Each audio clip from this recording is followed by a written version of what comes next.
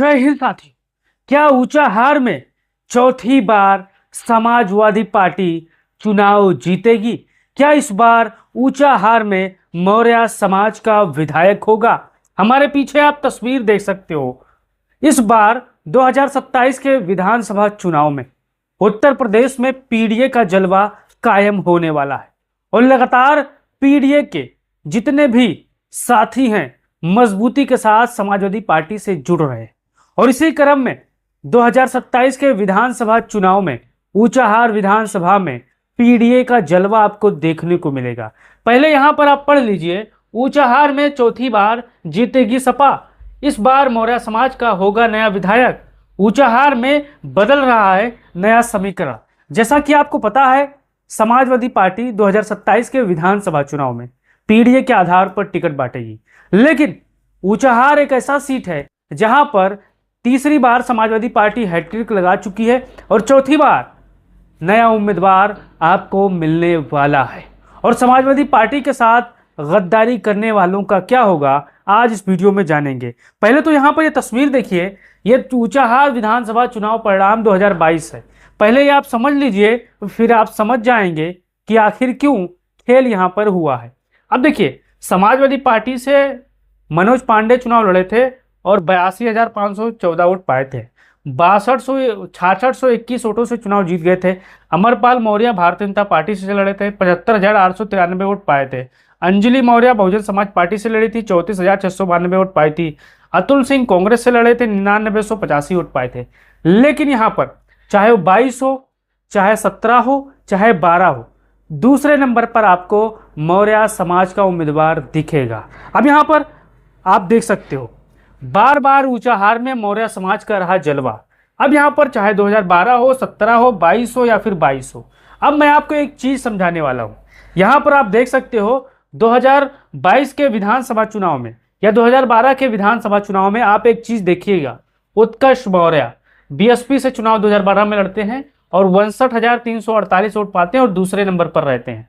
2017 से फिर उत्कर्ष मौर्य चुनाव लड़ते हैं बीजेपी से और 57,170 वोट पाते हैं और दूसरे नंबर पर रहते हैं। 2022 में अमरपाल मौर्य बीजेपी से चुनाव लड़ते हैं और 75,893 वोट पाते हैं और दूसरे स्थान पर रहते हैं। और यहाँ पर 2022 में बसपा से अंजलि मौर्य बसपा से चुनाव लड़ती हैं और 34,692 वोट यहाँ पर पाते हैं और तीसरे स्थान पर रहते हैं। लेकिन यहाँ पर एक ट्विस्ट देखिए, अगर अमरपाल मौर्य और अंजलि मौर्य एक साथ चुनाव में आ जाते किसी तरह अंतर्गतवा, तो यहाँ पर समाजवादी पार्टी 2022 का विधानसभा चुनाव हार जाती। अब यहाँ पर क्यों हार जाती? क्योंकि आप 75,893 और 34,000 यहाँ पर आप जोड़िएगा तो 1 लाख के पार होता है। और समाजवादी पार्टी का यहाँ पर आप देख सकते हो, पहले यहाँ पर सिर्फ 6621 वोटों से सपा चुनाव जीती थी। अब कहने और समझाने का मतलब क्या है, पहले आप समझिए। अब यहाँ पर हर बार दूसरे नंबर पर और तीसरे नंबर पर मौर्य समाज का ही दावेदार उम्मीदवार होता है, चाहे बसपा हो चाहे यहाँ पर बीएसपी हो। आप इस बात को अगर समझ गए होंगे तो कमेंट बॉक्स में आप बताइएगा। अब यहाँ पर चलते हैं, तीनों बार सपा के मुकाबले कौन रहा। यहाँ पर आप देख लीजिए, मैंने वोट फिर से लगा दिया है। देखिए, 2012 में समाजवादी पार्टी चुनाव लड़ी थी, मनोज पांडे से उम्मीदवार थे और यहाँ पर 61,930 वोट पाए थे।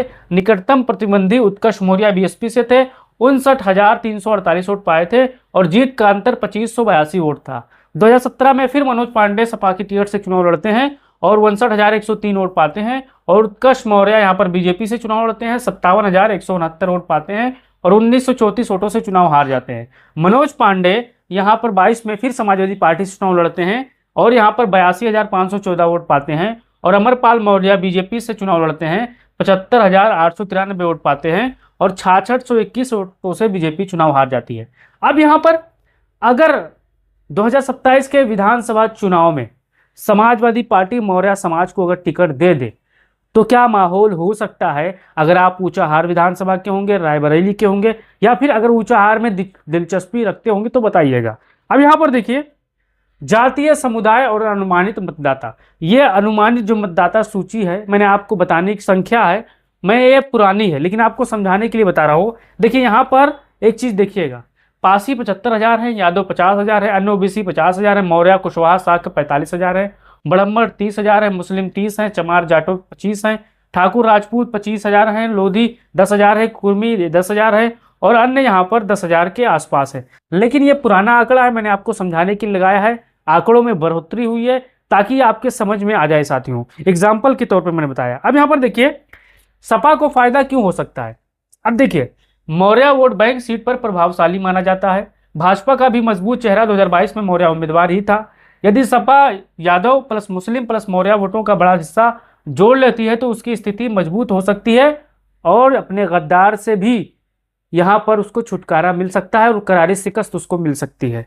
अब यहां पर देखिए अगर मौर्य उम्मीदवार उतारती है तो संभावित असर, अगर समाजवादी पार्टी मौर्य समाज के नौजवान उम्मीदवार को टिकट देती है, नाम कोई भी हो काम कोई भी, लेकिन अगर वो मौर्य समाज से है तो यहाँ पर क्या हो सकते हैं। देखिए वोट और संभावित प्रभाव, यहाँ पर संभावित प्रभाव क्या हो सकते हैं। देखिए यादव वोट सपा के साथ 100% बना रहेगा, मुस्लिम वोट सपा के साथ 100% बना रहेगा, लेकिन मौर्य और कुशवाहा वोट सपा को अतिरिक्त फायदा यहाँ पर मिल सकता है। और आपको याद होगा समाजवादी पार्टी के जौनपुर सांसद बाबू सिंह कुशवाहा साहब यहाँ पर कैंपेन भी कर चुके हैं और जो स्वामी प्रसाद मौर्य हैं यहाँ पर भी वो कैंपेन कर चुके हैं और जमीनी नब्ज को टटोल चुके हैं। अब देखिए पासी वोट उम्मीदवार और स्थानीय समीकरण पर यहाँ पर निर्भर करेगा।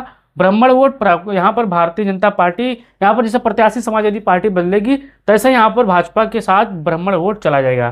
कुछ ही वोट ब्राह्मण का सपा को मिलेगा जो समाजवादी पार्टी के साथ मजबूती के साथ जुड़े हैं। अब यहाँ पर देखिए ठाकुर वोट भाजपा की ओर झुकाव रहने की संभावना ज्यादा है, सपा की ओर कम है साथी। अब यहाँ पर आगे देखिए ये है आकाश मौर्य लाल घेरे में और ये 2027 के विधानसभा चुनाव की तैयारी कर रहे हैं। कहां से? ऊंचाहार विधानसभा से। नौजवान हैं और मजबूती के साथ संघर्ष कर रहे हैं। अब ये तस्वीर और देखिए यहाँ पर लगातार वो जनता के बीच में मौजूद है और जनता के सुख दुख में शामिल हो रहे हैं। अब यहाँ पर तीसरी तस्वीर देखिए, या तमाम लोगों के साथ खड़े हुए हैं, आप यहाँ पर देख सकते हो और यहाँ पर जनता सामने खड़ी हुई है। लगातार 2027 के विधानसभा चुनाव को फतेह करने के लिए यूपी के हर एक विधानसभा सीट पर जितने भी समाजवादी पार्टी के दावेदार हैं संघर्ष करें। लेकिन आपसे एक सवाल है कि अगर 2027 के विधानसभा चुनाव में समाजवादी पार्टी नौजवान उम्मीदवार आकाश मौर्य पर अगर दांव खेलती है समाजवादी पार्टी तो संभावित परिणाम आपके हिसाब से क्या हो सकते हैं। क्योंकि मैंने आपको जो आंकड़ा दिखाया है आपको महज समझाने के लिए दिखाया है कि हर बार यहाँ पर हर बार ऊंचाहार में मौर्य समाज का यहाँ पर दबदबा रहा है और मौर्य समाज हर बार दूसरे नंबर पर रहा है। मैंने आपको समझाने की कोशिश की है। अगर आपको मेरी बात समझ में आ गई हो तो अपने तमाम साथियों तक ये वीडियो शेयर करिएगा और बताइएगा कि अखिलेश यादव जी अगर ऐसा करते हैं तो संभावित परिणाम क्या हो सकते हैं। वीडियो को शेयर करिए और हो सके तो चैनल को सब्सक्राइब कीजिए और फेसबुक पेज को फॉलो कीजिए। जय हिंद।